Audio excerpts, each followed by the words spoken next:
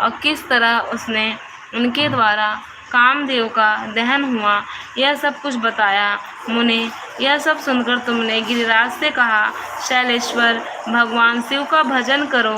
फिर उनसे विदा लेकर तुम उठे और मन ही मन शिव का स्मरण करके शैलराज को छोड़ शीघ्र ही एकांत में काली के पास आ गए।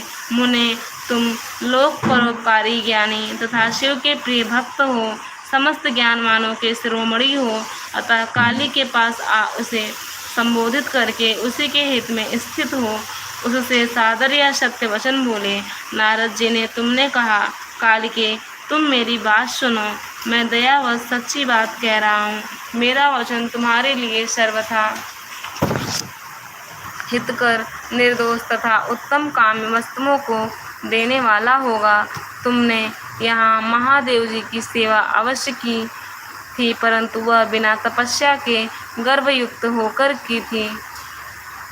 दीनों पर अनुग्रह करने वाले शिव ने तुम्हारे उसी गर्व को नष्ट किया। हे शिवे, तुम्हारे स्वामी महेश्वर विरक्त और महायोगी हैं, और उन्होंने केवल कामदेव को जलाकर जो तुम्हें सकुशल छोड़ दिया है, उसमें यही कारण है कि वे भगवान भक्तवत्सल हैं।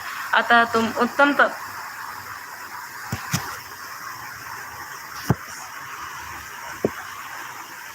श्री श्याम दर्शन। जय श्री राम। आपको बहुत बहुत थैंक यू। हर हर महादेव।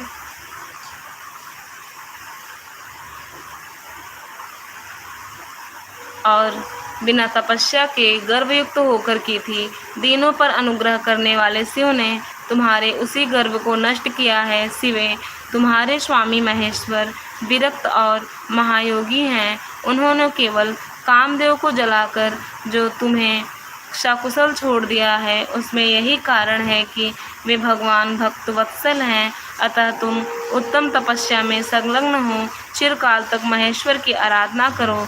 तपस्या से तुम्हारा संस्कार हो जाने पर रुद्रदेव तुम्हें अपनी सहधर्मिणी बनाएंगे और तुम भी कभी उन कल्याणकारी शंभु का परित्याग नहीं करोगी। देवी, तुम हठपूर्वक शिव को अपनाने का यत्न करो। शिव के सिवा दूसरे किसी को अपना पति स्वीकार न करना। ब्रह्मा जी कहते हैं, मुनि, तुम्हारी यह बात सुनकर गिरिराज कुमारी काली कुछ उल्लसित हो तुमसे हाथ जोड़ प्रसन्नता पूर्वक बोली। शिवा ने कहा, प्रभु, आप सर्वज्ञ तथा जगत का उपकार करने वाले हैं। मुने, मुझे रुद्रदेव की आराधना के लिए कोई मंत्र दीजिए। ब्रह्मा जी कहते हैं, नारद, पार्वती का यह वचन सुनकर तुमने पंचाक्षर शिव मंत्र नमः शिवाय का उन्हें विधिपूर्वक उपदेश किया और साथ ही उस मंत्र में श्रद्धा उत्पन्न करने के लिए तुमने उसका सबसे अधिक प्रभाव बताया। नारद, तुम बोले, देवी, इस मंत्र का परम अद्भुत शंकर प्रसन्न हो जाते हैं। यह मंत्र सब मंत्रों का राजा और मनोवांछित फलों को देने वाला है।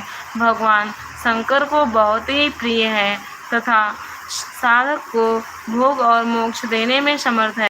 सौभाग्यशालिनी, इस मंत्र का विधि पूर्वक जप करने से तुम्हारे द्वारा आराधित हुए भगवान शिव अवश्य और शीघ्र तुम्हारी आंखों के सामने प्रकट हो जाएंगे।